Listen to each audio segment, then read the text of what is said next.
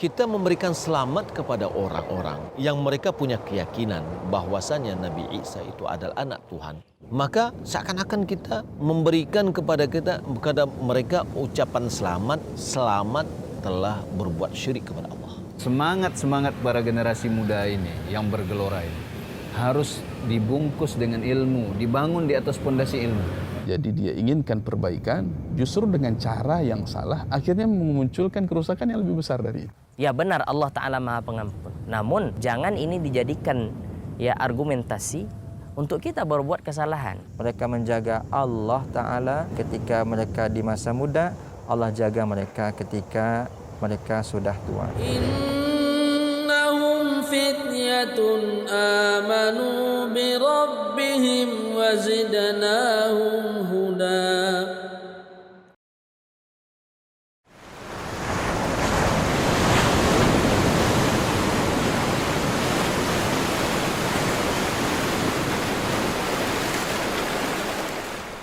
Assalamualaikum warahmatullahi wabarakatuh. Innal hamdalillah nahmaduhu wa nasta'inuhu wa nastaghfiruh wa na'udzu billahi min syururi anfusina wa min sayyiati a'malina man yahdihillahu fala mudilla lahu wa may yudlil fala hadiyalah. Asyhadu an la ilaha illallah wahdahu la syarikalah wa asyhadu anna Muhammadan abduhu wa rasuluh la nabiyya ba'da amma ba'du.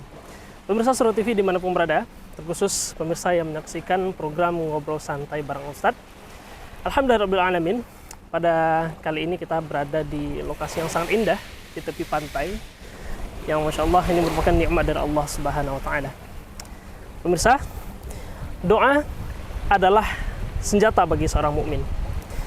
Ketika ia bahagia, tentu ia harus bersyukur kepada Allah Subhanahu wa Ta'ala dengan banyak memuji Allah Subhanahu wa Ta'ala. Doa merupakan hal yang harus dimanfaat bagi seorang muslim. Dan tentunya dalam prakteknya senjata ini atau doa ini perlu untuk kita ketahui bagaimana menggunakannya, kemudian apa saja fungsi dari doa ini. Dan tentunya pada kesempatan kali ini untuk membahas tema kita, doa adalah senjata seorang mukmin. Kali ini kita sudah bersama dengan guru kita, yakni Ustadz Abu Yahya Badrussalam LC hafizahullah ta'ala. Assalamualaikum Ustaz. Assalamualaikum warahmatullahi. Insyaallah, gimana kabarnya Ustaz? Baik. Alhamdulillah, insyaallah. Ahlan wa sahlan Ustaz di Sumatera Barat Ustaz. Masyaallah, alhamdulillah. Indah sekali ya. Indah sekali alhamdulillah Ustaz. Alhamdulillah. Ustaz, berbicara tentang tema kita kali ini nih Ustaz. Senjata seorang mukmin. Doa itu Ustaz ya. Mungkin secara umum kita sudah mengetahui apa itu doa Ustaz. Namun mungkin bagi pemirsa di rumah perlu untuk kembali kita murojaah Ustaz ya, mengulang-ulang kembali terkait dengan doa itu sendiri Ustaz. Mungkin pertanyaan awalnya Ustaz, pengertian dari doa itu secara bahasa dan syariatnya apa Ustaz? Doa secara bahasa dari kata da'a yad'u du'aan yang artinya menyeru. Dan disebut doa itu dari level bawah ke atas. Adapun kalau dari atas ke bawah itu bukan doa namanya, tapi perintah. Tapi ketika kita sebagai hamba Allah kepada Allah Azza wa Jal, maka itu namanya doa. Adapun secara istilah, yaitu menyeru Allah Subhanahu wa Ta'ala, baik di dalam meminta maupun di dalam beribadah. Karena doa itu bukan sebatas meminta, tapi hakikatnya doa itu adalah juga perealisasian ibadah kita kepada Allah Azza wa Jalla. Demikian. Nah, klasifikasi dari doa itu ada nggak Ustaz?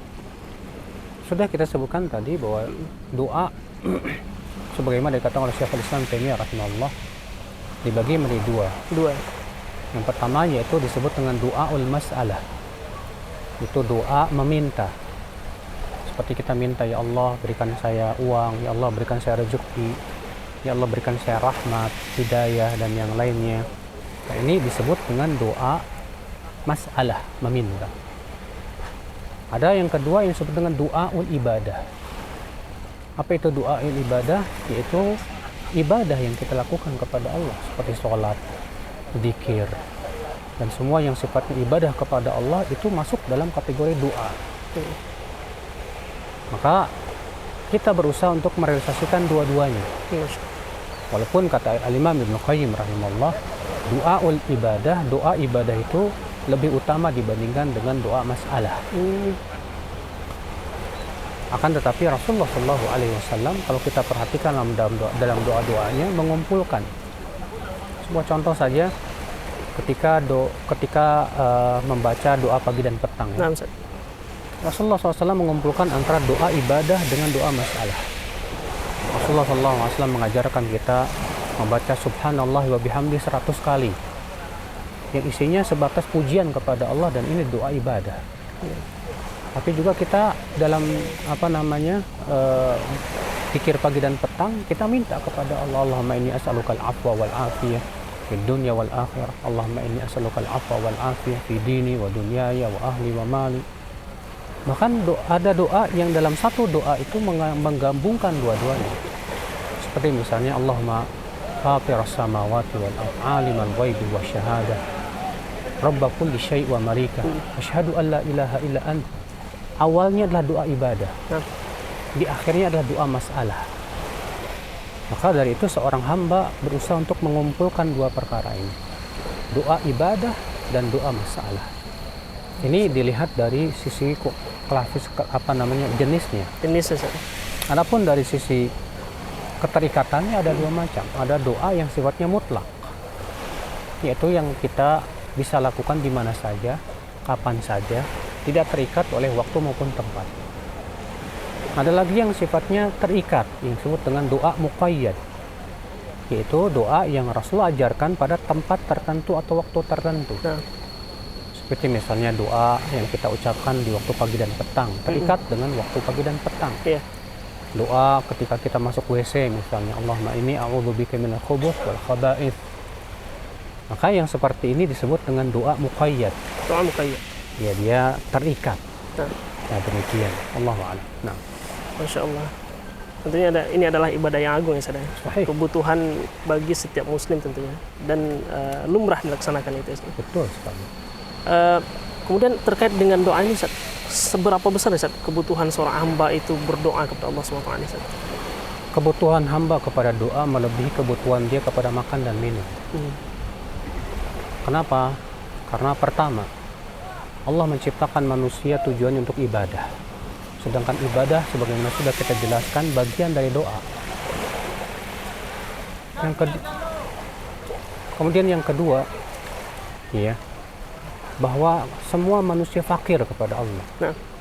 Kita sangat butuh karunia Allah. Setiap detiknya, setiap menitnya kita fakir kepada Allah. Allah berfirman, ya ayuhan nas antumul fuqara'u ilallah wallahu huwal ghaniyyul hamid. Hai manusia, semua kalian fakir kepada Allah, sedangkan Allah maha kaya lagi maha terpuji. Berarti kita berusaha untuk senantiasa berdoa dan meminta kepada Allah Subhanahu wa taala, karena Dia yang maha kaya sementara kita sangat tidak memiliki apa. Miskin sekali. Yang ketiga, bahwa doa adalah merupakan ibadah yang sangat agung. Rasulullah SAW bersabda, ad-du'a huwal ibadah. Doa adalah ibadah. Intisari daripada ibadah itu doa. Karena semua jenis ibadah masuk dalam kategori doa. Demikian pula minta kepada Allah Subhanahu wa taala. Oleh karena itulah Rasulullah SAW menyebutkan dalam hadis riwayat Tirmidzi, "Man lam yas'alillah yaghdab alaih." Siapa yang tidak meminta kepada Allah, Allah marah kepadanya. Allah berfirman, "Ud'uni astajib lakum. Innal ladzina yastakbiruna an ibadati sayadkhuluna jahannama dakhirin." Berdoalah kalian kepadaku, niscaya aku akan ijabah kepada kalian. Sesungguhnya orang-orang yang sombong untuk beribadah kepadaku itu berdoa, sungguh ia akan masuk ke dalam neraka jahanam dalam keadaan terhina. Maka ya akhi, kebutuhan kita kepada doa melebihi kebutuhan kita kepada makan dan minum. Kenapa? Karena makan dan minum untuk maslahat perut kita dan badan kita, sedangkan doa untuk maslahat hati kita, din, agama dan keimanan kita. Sedangkan kehidupan hati, kehidupan iman itu jauh lebih baik dibandingkan kehidupan badan. Allahu a'lam. Masya Allah. Tentunya dari penjelasan Ustaz ini bisa kita ketahui bahwasanya seorang hamba, seorang muslim itu tidak bisa lepas dari doa. Ustaz. Iya Allah. Namun faktanya sekarang kita melihat Ustaz, kenapa masih ada orang yang enggan untuk mengangkat tangan untuk berdoa kepada Allah, Ustaz? Apa penyebabnya hal ini, Ustaz? Kalau ada orang yang selama ini kita lihat enggan untuk mengangkat tangan kepada Allah atau berdoa, yang pertama, terkadang dia punya sifat tergesa-gesa. Dia keinginan dia adalah bagaimana keinginan dia secepatnya terkabul. Dia pernah berdoa namun ternyata Allah belum kabulkan juga dengan waktu yang panjang. Akhirnya dia malas lagi untuk berdoa kepada Allah Subhanahu wa taala. Yang kedua, akibat dia kurangnya mengenal Allah. Di mana dia jahil terhadap Allah Subhanahu wa taala. Bahwasanya Allah Subhanahu wa taala itu Maha sayang kepada hambanya. Bahwasanya Allah Subhanahu wa taala itu adalah pemilik segala sesuatu. Sehingga karena kejahilan dia terhadap Allah Azza wa Jalla, kurang dia berdoanya kepada Allah Subhanahu wa taala. Kemudian yang ketiga, akibat kesyirikan. Ketika seseorang berbuat syirik, dia akan lebih mengharapkan kepada selain Allah daripada kepada Allah. Hatinya lebih berharap kepada misalnya penghuni kuburan, lebih berharap kepada yang dia harapkan dari orang-orang yang sembah selain Allah Subhanahu wa taala tersebut. Akibatnya ia dipalingkan oleh Allah hatinya untuk berharap dan berdoa kepada Allah Subhanahu wa taala. Yang keempat, terkadang terkena syubhat sufiyah. Di mana orang sufi menganggap bahwasanya berdoa meminta kepada wali lebih cepat diijabahnya dibandingkan berdoa kepada Allah. Seperti mereka membawakan sebuah kisah, katanya dahulu seorang yang bernama Junaid. Dia berdoa kepada Allah, kemudian dia berjalan di atas air. Lalu ada orang berkata, apa yang kau ucapkan tadi, hai Junaid?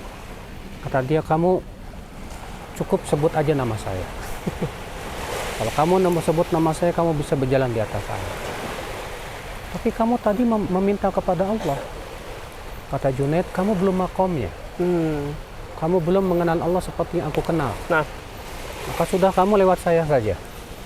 Nah, ini yang tersebar di kalangan sufiyah. Sehingga sebagian mereka terkena syubhat bahwa kalau minta kepada Allah itu lama ijabahnya. Tapi kalau mintanya kepada wali langsung diijabah. Ini jelas juga termasuk salah satu kesyirikan. Ya. Namun ini syubhat yang harus dipahamkan kepada sebagian orang yang sangat mengagungkan para wali tersebut. Kemudian yang kelima, terkadang seseorang terkena syubhat bahwa saya kemarin mendatangi kuburan fulan kok langsung diijabah. Sehingga akhirnya kembali tadi terkena syubhat lagi. Kalau berdoa kepada Allah lama, tapi kalau ke kuburan dan yang lainnya kok malah langsung begitu. Nah ini subhanallah, orang-orang yang terkena godaan setan. Permainan setan. Permainan setan untuk memalingkan dia dari Allah Azza wa Jalla. Supaya hatinya lebih tergantung kepada makhluk daripada kepada Allah. Dan yang terakhir karena suudzon kepada Allah. Berburuk sangka kepada Allah, dia menganggap saya banyak dosa, kalau saya minta langsung kepada Allah sepertinya saya nggak bakal didengar sama Allah. Akhirnya karena suudzon sama Allah, jarang dia mengangkat tangan kepada Allah Subhanahu wa taala. Allahu a'lam. Tentunya jika kita temukan indikasi-indikasi ini dalam diri kita ya, Ustaz, tentu perlu kita koreksi dan kita kembalikan pemahaman yang benar. Nah, Ustaz. Kemudian Ustaz, terkait dengan komposisi doa nih, Ustaz. Doa yang ideal itu sebenarnya gimana sih, Ustaz? Allah berfirman di dalam surat Al-Baqarah. Allah mengatakan faminan nasi may yaqulu rabbana atina fid dunya wa ma lahu fil akhirati min khalaq. Di antara manusia ada yang berdoa setelah haji itu selesai, Rabbana atina fid dunya, wahai Rabb kami, berikan kepada kami di dunia, wa ma lahu fil akhirati min khalaq. Tapi tidak ada bagian akhirat dalam doanya. Kata Imam Abu Ja'far At-Tabari ketika menafsirkan ayat ini, Allah mengecam orang-orang musyrikin Quraisy, di mana mereka ketika setelah selesai haji mereka berdoa hanya meminta dunia dan tidak meminta akhirat sama sekali. Maka Allah mencela mereka. Allah berfirman di ayat setelahnya, wa minhum may yaqulu rabbana atina fid dunya hasanah wa fil akhirati hasanah wa qina adzaban. Dan ini yang dipuji oleh Allah Subhanahu wa taala. Itu doa yang menggabungkan antara kebaikan dunia dan akhirat. Oleh karena itu kalau kita lihat doa-doa Rasulullah SAW selalu menggabungkan kebaikan dunia dan akhirat. Contoh misalnya Rasulullah SAW setelah salat subuh, beliau merutinkan mengucapkan Allahumma inni as'aluka ilman nafi'an wa rizqan thayyiban wa amalan mutaqabbala. Perhatikan di sini Rasulullah mengumpulkan kebaikan dunia dan akhirat. Demikian pula doa-doa Rasulullah SAW yang lainnya. Allahumma inni as'aluka al-'afwa wal 'afiyah fid dunya wal akhirah. Allahumma inni as'aluka al-'afwa wal 'afiyah fi dini wa dunyaya wa ahli wa mali. Allahumma astur 'aurati wa amin rawati. Dan sampai terakhir. Demikian pula doa Rasulullah, Allahumma afini fi badani, Allahumma afini fi sam'i, Allahumma afini fi basari, la ilaha illa anta. Allahumma inni a'udzubika minal kufri wal faqr wa a'udzubika min adzabil qabr. Lihat doa-doa Rasulullah menggabungkan antara dunia dan akhirat. Maka dari itulah ketika kita berdoa, kita berusaha untuk selalu mengumpulkan kebaikan di dunia dan akhirat.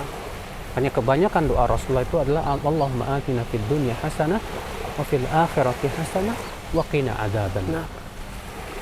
Kemudian saudaraku, ya. Adapun dalam keseharian hidup kita, jangan kita berusaha untuk memperbanyak doa. Dari semenjak kita bangun tidur sampai tidur lagi. Kita bangun tidur membaca doa. Segera kemudian kita pun menuju ibadah lain. Kalau bisa kita berusaha untuk berpindah dari satu ibadah ke ibadah berikutnya. Oleh karena itu sebagian ulama ketika menafsirkan firman-Nya, fa idza faragta fansab. Apabila kamu telah selesai, maka berdirilah. Kata sebagian ulama, kalau kamu telah selesai dari satu ibadah, maka berdirilah menuju ibadah yang lain. Kalau kita sudah selesai sholat, segera kita berzikir. Setelah selesai berzikir, kita selesai melakukan sholat sunnah. Demikian pula, kita mencari nafkah pun itu bernilai ibadah kalau kita niatkan untuk mencari nafkah. Setelah mencari nafkah, kita berpindah lagi kepada ibadah berikutnya. Demikian seorang muslim berusaha supaya dia tidak lepas hidupnya dari ibadah, nilainya pahala di sisi Allah. Bahkan dalam olahraganya ketika dia niatkan supaya sehat, kuat, insya Allah bernilai ibadah di sisi Allah. Nah demikian Allah. Baik, Masya Allah.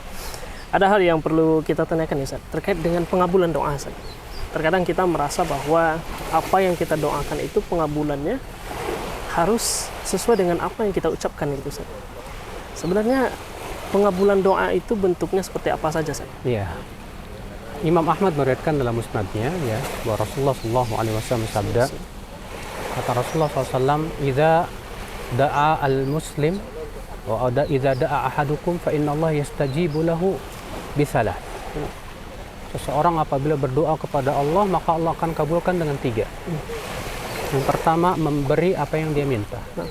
Atau yang kedua, menyimpannya di surga. Atau yang ketiga, yaitu menghindarkan dari mara bahaya. Subhanallah. Ya, ternyata doanya yang kita minta kepada Allah diberikan 3 ini. Masya Allah. Namun tentunya yang harus kita perhatikan adalah ketika kita berdoa, berdoalah sesuai dengan syariat Allah, jangan sesuai dengan kepuasan kita. Kadang kita minta kepada Allah sesuatu yang kita pandang ini maslahat. Ketika Allah tidak beri, kita menganggap Allah tidak sayang kepada kita.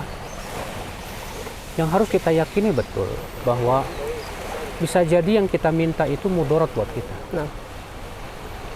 Bisa jadi Allah tidak mengabulkan doa kita karena memang tidak baik buat kita. Maka disitulah kita harus paham bahwa jangan ketika berdoa meminta Allah mengikuti keinginan kita. Tapi ketika kita berdoa, kita mengikuti keinginan Allah. Kalau kita berdoa dengan mengikuti keinginan Allah, dan kita minta kepada Allah sesuatu yang terbaik di dunia dan akhirat kita, kemudian kita serahkan kepada Allah, ya, pengabulannya bagaimana caranya terserah Allah, maka kita tidak akan bosan dalam berdoa. Allah. Masya Allah. Jadi ini hal yang luar biasa tuh ya, Ustaz. Kita pakai ilmu dari Ustaz.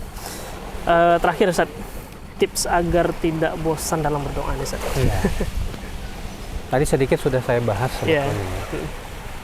Agar kita tidak merasa bosan dalam berdoa, yang pertama, jadikan keinginan kita terbesar dalam doa itu merealisasikan ibadah doa.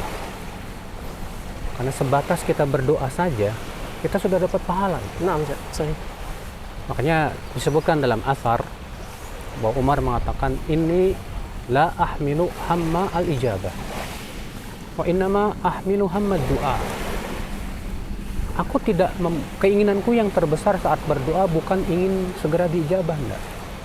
Tapi keinginanku yang terbesar ketika berdoa merealisasikan ibadah doa itu sendiri. Fa innal abda ya idza ulhima du'a fal ijabatu ma'.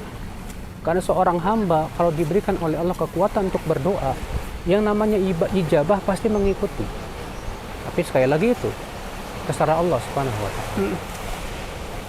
Ini yang pertama. Ketika kita berdoa, yang kita terbesar adalah niat kita adalah merealisasikan ibadah. Yang kedua, kita harus sudah seperti yang sudah saya sebutkan tadi, serahkan ijabahnya kepada Allah. Terserah Allah kapan, bagaimana, hanya Allah yang Maha tahu. Kita harus pahami bahwa kita ilmunya sedikit.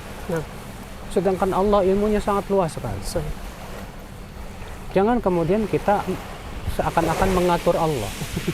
Ya Allah, tolong kabulkan dalam 3 hari ini. atau sekarang juga dikabulkan. Atau sekarang juga. Sehingga akhirnya maunya kita, Allah mengikuti keinginan kita. Padahal kewajiban kita ikuti keinginan Allah. Nah. Kita yakin bahwasanya yang kita pandang baik belum tentu di sisi Allah baik. Belum tentu itu sesuatu yang baik buat hidup kita juga. Makanya Allah mengatakan apa? Wa asa an takrahu syai'a wa huwa khairul lakum wa asa an tuhibbu syai'a wa huwa syarrul lakum.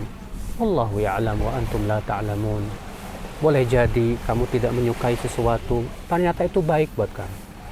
Dan boleh jadi kamu menyukai sesuatu, ternyata itu baik buat kamu. Allah yang tahu, kamu tidak tahu. Ketika kita meyakini ayat ini, saat kita berdoa, ya Allah kok belum diijabah juga. Kemudian kita langsung ingat bahwasanya ya Allah yang lebih tahu daripada kita. Kita serahkan semuanya kepada Allah. Sebuah contoh saja yang kecil ya. Kalau kita punya anak, lalu anak kita minta dibeliin es krim misalnya. Dan kita tahu anak ini kalau dikasih es krim bakalan sakit. Kita tidak akan belikan. Walaupun si anak nangis. Walaupun si anak guling-guling di pasir. Tetap kita nggak mau belikan. Karena kita tahu kalau kita belikan sakitnya. Tambah sakit malahan. Iya. Daripada repot, Iya. sakit, berobat lebih mahal dan yang lain, ya udahlah biarinlah dia nangis sebentar. Ya. Atau kita belikan oleh-oleh yang lain yang dia sukai misalnya selain itu. Itu antara orang tua kepada anak. Walillahil matsalul a'la. Allah lebih sayang kepada hambanya. Terkadang kita minta kepada Allah, ya Allah, ya Allah, dan Allah tahu itu tidak baik. Allah tidak beri. Walaupun si hamba akhirnya merengek dan yang lain, ternyata Allah tidak beri, Allah simpan di surga aja. Atau Allah berikan yang lain yang lebih baik buat dia, yang itu maslahat untuk hidupnya. Makanya di sini harus kita betul-betul yakini bahwa Allah lebih tahu dari kita. Nah, Ya, kita ini hanyalah diberikan oleh Allah ilmu sedikit saja. Nah, demikian Allahu a'lam. Mudah-mudahan kita termasuk orang yang senantiasa istiqomah dalam doa. Amin ya rabbal alamin. Dan pemirsa dimanapun berada, Masya Allah ilmu yang sangat bermanfaat kita dapatkan dari guru kita Ustaz Abu Yahya Badrus Salam terkait dengan doa. Mari kita realisasikan doa kita dengan mengangkat tangan kepada Allah Subhanahu wa taala. Jangan ragu terhadap pengabulan dari Allah, karena Allah lebih tahu mana pengabulan yang lebih baik untuk hambanya. Demikian, sampai bertemu di Ngobrol Santai bareng Ustaz episode selanjutnya. Barakallahu fikum. Subhanakallahumma bihamdika asyhadu an la ilaha illa anta astaghfiruka wa atubu ilaik. Assalamualaikum warahmatullahi wabarakatuh. Barakallahu fiik. Jazakallahu khair.